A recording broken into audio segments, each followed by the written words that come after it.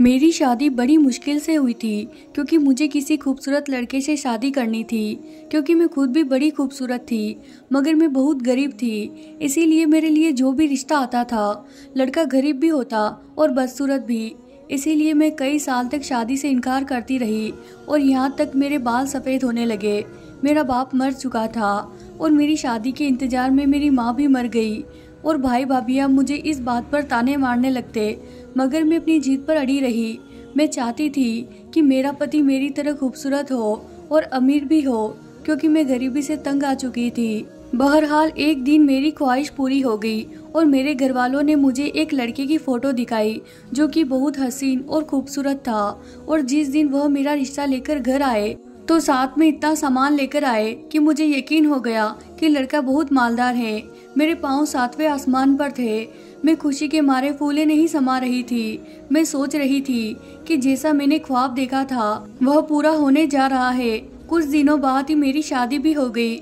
मेरी शादी हुई तो मैं बहुत खुश थी, मगर मेरी सारी खुशी शादी की पहली रात उड़ गई क्योंकि मेरे घर वालों ने मेरे पति की जवानी की तस्वीर दिखाई थी जिसमें वह बहुत खूबसूरत था, मगर उम्र ज़्यादा होने की वजह से वह बूढ़ा दिखाई देता था। मेरी भाभीयों ने मेरे साथ धोखा किया था, मगर अब मेरी शादी हो चुकी थी, इसीलिए मैंने सब्र कर लिया क्योंकि अगर मैं अपने पति से तलाक ले लेती तो मुझ पर तलाक का दाग लग जाता और कोई मुझसे शादी भी ना करता। वैसे भी मेरे ससुराल में सास ससुर नहीं थे। मेरा पति और इसका एक छोटा भाई था। हमारी छोटी सी फैमिली थी और मैं यहाँ पर राज करने वाली थी। मेरे देवर की शादी होने तक ससुराल में मेरी हुकूमत चलती रही, यहाँ तक कि मेरे देवर ने एक दिन अपने भाई से कहा कि अब मैं शादी करना चाहता हूँ। यह सुनकर मैं खुश हो गई कि रोज़ इसके लिए लड़कियाँ देखने जाऊँगी, मगर इसने तो हमारे सामने ही कह दिया कि वह लड़की देख चुका है और वहाँ रिश्ता ले जाना चाहता था। हमने फौरन जाकर रिश्ता तय कर लिया और यूं मेरे देवर की भी शादी हो गई। देवर की बीवी आते ही मैं अपने कमरे में चली गई क्योंकि मैं इस दिन बहुत थक चुकी थी। मगर शाम हुई तो मैं अपने कमरे से निकली तो मैंने अपने देवर के कमरे में झांक कर देखा कि वह लोग इस वक्त क्या कर रहे थे। मैंने सोचा कि उनसे पूछ लूं कि वह खाना खाएंगे या नहीं, लेकिन यह देखकर मैं हैरत में पड़ गई कि मेरे देवर की बीवी ने अपने पति के कपड़े पहन रखे थे। यह देखकर मैं कांप कर रह गई क्योंकि वह लड़की मुझे शुरू से ही बहुत अलग लग रही थी। मैं खाना खाने जा रही थी, मगर यह देखकर मैं वहीं रुक गई क्योंकि मुझे समझ नहीं आ रही थी कि मेरे देवर की बीवी ऐसा क्यों कर रही थी। इसी वक्त मेरी नज़र अपने देवर पर पड़ी जो कि अपने बीवी के कपड़े पहना हुआ था। अरे अब इसको क्या हो गया है, यह देखकर मैं बहुत ज़्यादा चकरा गई थी। वह दोनों आपस में कुछ बोल रहे थे मगर मुझे उनकी बातें सुनाई नहीं दे रही थी, मगर मैं उन्हें देख रही थी और उन दोनों पति पत्नियों का हुलिया देखकर मैं हैरान हो रही थी। इसी वक्त मेरे देवर की बीवी अपने पति के कपड़े पहनकर घर से बाहर चली गई, जबकि मेरा देवर बीवी के कपड़े पहनकर सो गया। यह देखकर मैं हैरान परेशान अपने कमरे में आ गई और सोचने लगी कि यह बात अपने पति को बताऊं या फिर नहीं। लेकिन मैंने इस रात अपने पति को यह बात नहीं बताई और सुबह हुई तो मेरे देवर की बीवी वापस घर आ गई और सबसे छुपकर अपने कमरे में चली गई। मगर मैंने इसे किचन की खिड़की से देख लिया था, मगर मैं खामोश ही रही। नाश्ता बन गया तो वह दोनों पति पत्नी किचन में आ गए। मैंने देखा कि मेरे देवर ने नीले रंग का सूट पहना हुआ था और उसकी बीवी ने भी नीले रंग की साड़ी पहनी हुई थी। वह दोनों नाश्ते के दौरान बहुत हंस रहे थे और मैं सोच रही थी कि रात को उन दोनों को क्या हो गया था। फिर अगले दिन भी ऐसा ही हुआ। मैं फिर अपने कमरे से निकल आई। देवर के कमरे की खिड़की से चुपके से अंदर झांकने लगी। मेरा देवर बिस्तर में सोया हुआ था और इसकी बीवी बाथरूम में थी। वह बाहर निकली तो मैंने देखा कि उसने अपने पति की पैंट शर्ट पहन रखी थी और इसने अपने लंबे बाल टोपी में छुपा रखे थे। इसने जैकेट पहनी तो वह बिल्कुल लड़का लग रहा था। मैं इसे देखती ही रह गई। कल की तरह इसने अपने पति से कुछ बातें की और फिर अपने कमरे से बाहर निकल आई। मैं जल्दी से छुप गई थी कि वह मुझे ना देख ले। मैंने देखा कि मेरे देवर की बीवी ने दरवाजा खोला और घर से बाहर चली गई। 3 रातों तक ऐसा ही होता रहा। मेरा देवर अपनी बीवी के कपड़े पहनकर बिस्तर में सो जाता था, जबकि इसकी बीवी इसके कपड़े पहनकर घर से बाहर निकल जाती थी। मुझे समझ नहीं आ रहा था कि वह ऐसा क्यों कर रही थी। फिर एक रात हमारे घर कुछ लोग घुस आए। मैं अपने कमरे में थी और कुछ देर पहले ही मेरे देवर की बीवी इसके कपड़े पहनकर चली गई थी। वह 3 लोग थे और उनके हाथ में बंदूकें भी थी। वह लोग जैसे ही हमारे घर आए वह सीधा मेरे देवर के कमरे में चले गए और मेरे देवर को अपने साथ ले गए। वह लोग मेरे देवर को बेहोश करके ले गए थे और मैंने देखा कि मेरे देवर ने अभी भी अपनी बीवी के कपड़े पहने हुए थे। यह देखकर मैं डर गई। मैं अपने कमरे में छुप गई क्योंकि उन लोगों के हाथ में बंदूकें थी। जो भी उनके सामने जाता वह उनकी गोली के सामने आ जाता। इसीलिए मैंने अपने पति को भी नहीं जगाया। वह इस वक्त सो रहा था, मगर मैंने उसे नहीं बताया कि कुछ लोग तुम्हारे भाई को अगवा करके लिए जा रहे थे।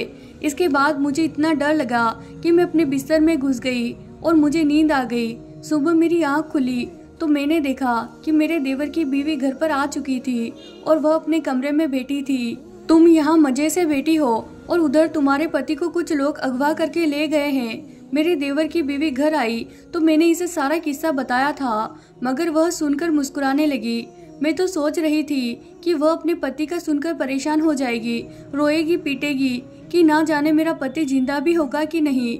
मगर वह लड़की तो बड़ी अजीब थी, कुछ भी नहीं किया और मजे से बैठी रही जैसे वह इसका पति नहीं बल्कि मेरा था। मुझे तो अपने देवर के अगवा होने का बहुत अफसोस था। मैं तो यह सोच सोच कर परेशान हो रही थी कि ना जाने मेरे देवर ने कुछ खाया भी होगा या नहीं, इसकी हालत कैसी होगी।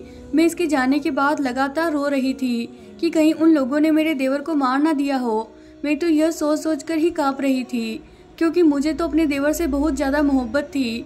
मैं इसकी बीवी की तरह पत्थर दिल नहीं थी, मेरा दिल तो बहुत नरम था। इसीलिए मैं जल्दी से अपने कमरे में गई, अपने पति को सारी बात बता दी। यह सुनकर वह भी परेशान हो गए क्योंकि इसका एक ही तो भाई था जो कि इसे बहुत प्यारा था। इसीलिए वह मुझसे पूछने लगे वह कौन लोग थे। यह सुनकर मैंने उन्हें बताया कि मैंने उन लोगों को नहीं देखा था, मगर इतना जानती हूँ कि तुम्हारी भाभी बहुत चालाक लड़की है और जरूर तुम्हारे भाई के अगवा होने में इसी लड़की का हाथ है।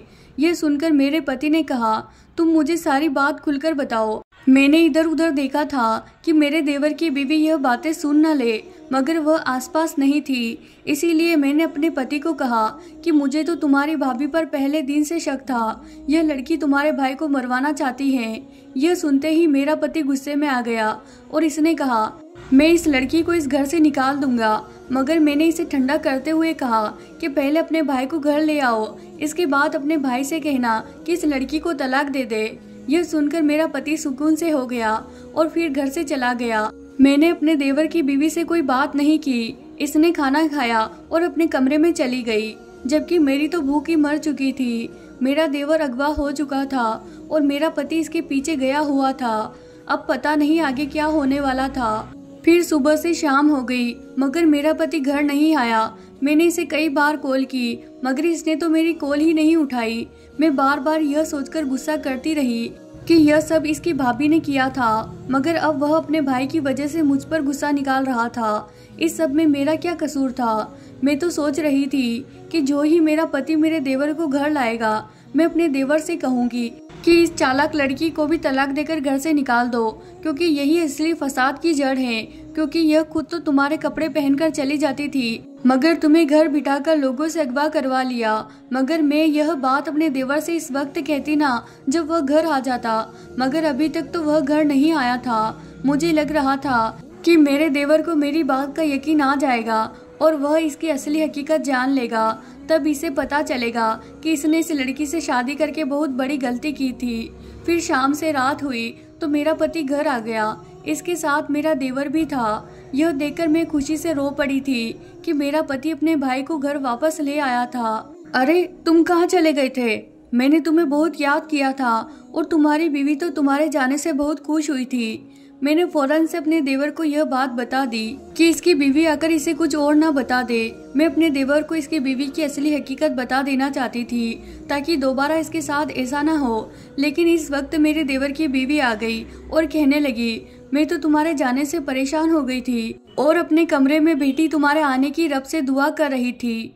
यह सुनकर मुझे बहुत हैरत हुई। यह लड़की कितनी झूठी थी। पहले पति को अगवा करवा लिया और अब इसके सामने मासूम बन रही थी ताकि वह इसे तलाक देकर घर से ना निकाल दे।